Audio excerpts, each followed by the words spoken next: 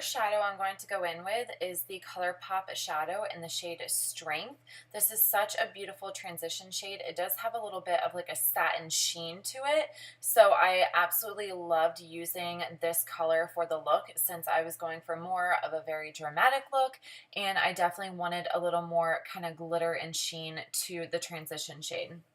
So I'm just taking my usual Morphe blending brush and applying this in the crease, and as you can see, I'm going in windshield wiper motions, and then I'm going in circular motions towards the outer corner, and this is really going to make sure that we have a seamless blended look.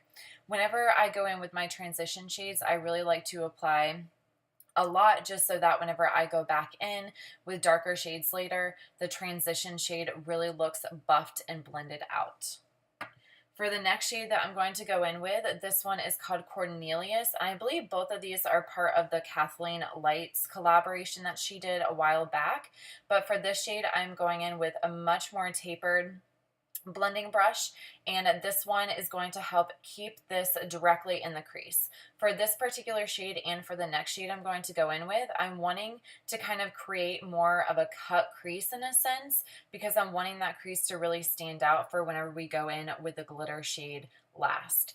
So after I blend out Cornelious, I'm going back in with my original blending brush that I used for Strength, and I'm just buffing those two shades together. Then I'm going to go in with the color Bravery. This is such a gorgeous matte brown shade, you guys. It's so beautiful. It works with so many different looks because it's neutral. So you can use cool tone looks with this. You can also use it for more warm tone looks. So again, I'm just taking this on that really tapered brush, and as you guys can see, I'm starting to like carve out that crease area.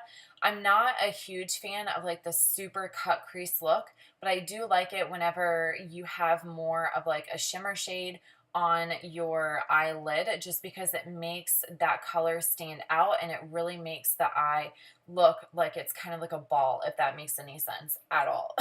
So I'm just taking this, blending it back and forth in that crease area. I'm making sure to put a majority of the product in the outer corner, and then I'm working my way in because I don't want a whole glob in the inner corner. I want it mostly on the outer corner. And then I'm going back in with the original shade Strength, and I'm just taking that on the original blending brush and blending all of those shades together, because even though I'm wanting to cut the crease more, I'm not wanting it to be such a harsh cut. So I'm using this to blend all of those colors together. Then I'm doing something that I've actually never really done before, but I've seen it work for a lot of people. Since I was going in with a more metallic shade, I wanted to kind of set something down first. So I'm taking my NYX Jumbo Eye Pencil in the shade Cashmere, and this kind of helped to, like, I guess, set the lid for the shade that I'm about to go in with, and it also kind of added a little bit of sheen to the lid before we go in with the star of the show, you guys. Like, this is such a gorgeous, gorgeous shade. It's, again, by Colourpop. All of the shadows I'm using today are by Colourpop except for one of them. This one is in the shade Nillionaire, and I'm just taking a flat synthetic brush. I'm applying that directly over where I put the NYX Jumbo pencil in Cashmere. And I like to, anytime I'm working with like really chunky glitter colors, I like to put it on the lash line first and then slowly work my way up towards that crease. You never want to start in the crease area, because if you get like globs of the shimmer shade, it's just really hard to kind of pull down. So I like to work my way from the lash line upwards. This is really going to ensure that we don't get it all over the places that we don't want it to be, if that makes any sense at all. And then I'm going to go back in with the shade Bravery, just because I wasn't exactly liking how I lost that shade whenever I went in with Nillionaire. So I'm just darkening up the crease again, and now as you guys can see, I'm starting to kind of pull that more into the inner corner just because I wanted that crease to stand out more than usual. And then for highlighting my brow bone, I'm taking my favorite highlight shade of all time. This is Makeup Geek's Shimma, and I felt like I normally don't use this for more of my subtle looks, but this is definitely a great highlight shade for if you're wanting to go with something more dramatic. And then I'm taking, I don't honestly remember, I think this is like the Wet n Wild MegaImpact mascara, I want to say, just because it's in the orange tube. I'm just blackening up my lashes because I am going to be going in with my favorite false lashes of all time. You guys, seriously, Mandy Lashes are so comfortable to wear. Currently, for this look, I chose the style Bombshell. They're so fluffy, they're so long, but they're extremely comfortable to wear. I love, love, love these lashes. Then for my foundation, I'm actually going in with a new foundation for me. This is the first time I actually wore it on camera. This is the Milani Conceal and Perfect 2-in-1 foundation and concealer.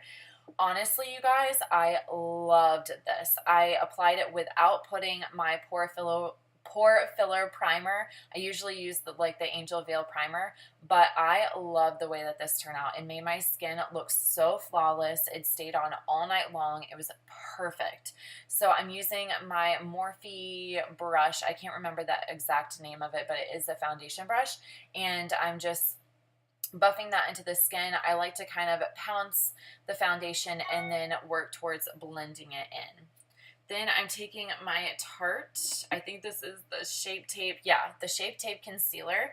Honestly, you guys, if you suffer from really dark circles like I do, this stuff is so incredible. Like, it really does help to conceal those dark circles. And then as usual, I like to blend out my under eye concealer with a damp beauty sponge. This just ensures a flawless coverage, and it really helps to pick up any excess product.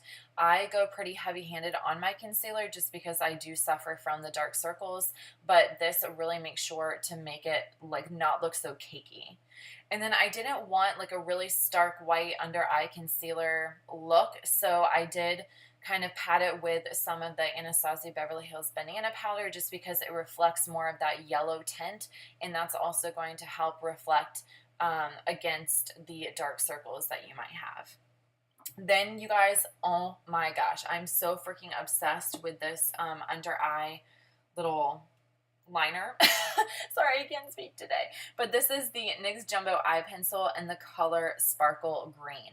This stuff stayed on all night.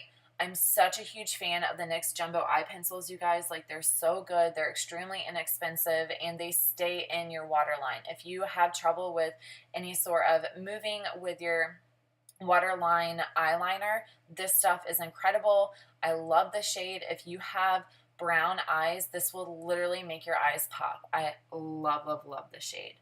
Then I'm going to take a little definer brush and apply some Kaepop Beverly. This is such a gorgeous, deep, deep plum purple shade. I'm really putting that tight against the lashes. I don't want to bring this shade too far down, but I felt like I wanted it to be pretty dramatic down there. And then after I kind of put that into the lash line, I'm going to blend it out with this gorgeous shade called Bay. This is honestly my favorite color of all time. It is so freaking gorgeous. It's a reflective purple blue shade, and it looks so beautiful in the lower lash line. It's one of those shades to where I really was able to pull it down, and a lot of times I'm kind of scared to do that with purple shades because I don't want to look like I got hit in the eye, but this one, it really worked because it had those blue reflex in it. For my contour, I definitely did want to go with a more sharp contour, so I chose the Anastasia Beverly Hills Contour Kit. I honestly don't even know what this shade is called, but it's just the middle one for the lighter palette.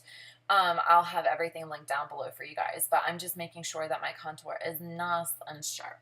Then for my blush, I'm going in with a brand new blush to me. This is a Colourpop blush in the shade Aphrodisiac. It's such a beautiful, dusty rose flesh tone. It's so perfect for cool tone looks. I absolutely love this. I definitely think that I'll be using this a lot during the fall and the winter in the winter months. It's such a beautiful shade, and I really love the consistency of the Colourpop blushes. I don't know, it just makes it so easy to blend out, and it's foolproof, literally. So I didn't show my highlight compact because it was broken, but I'm using the Becca Cosmetics Opal highlight. I'm just applying that to the tops of my cheekbones and then also to the apples of my cheeks. I love whenever I smile and it just kind of gives that overall glow to my cheeks. And then I'm also going to apply it to the tip of my nose and then all over my Cupid's bow, you guys. Like, I love a Cupid's bow highlight. It is so flattering and gorgeous.